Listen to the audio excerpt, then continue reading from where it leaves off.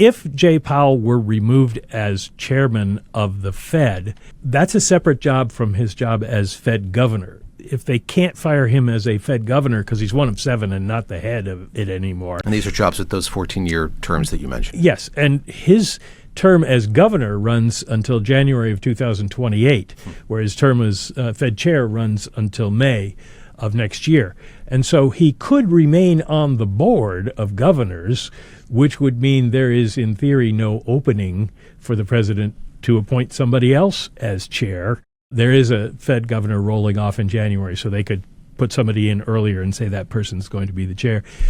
And if he stayed around, he could still influence what happens on the Fed because the Open Market Committee, the group of Fed presidents and governors who set interest rate policy, elect their own chair, separate from whoever is chair of the Fed. Now, it's always been the chair of the Fed, but they can pick somebody else.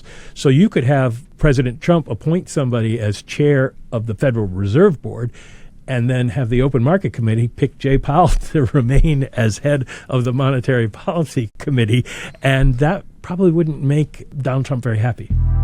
This is The Big Take from Bloomberg News.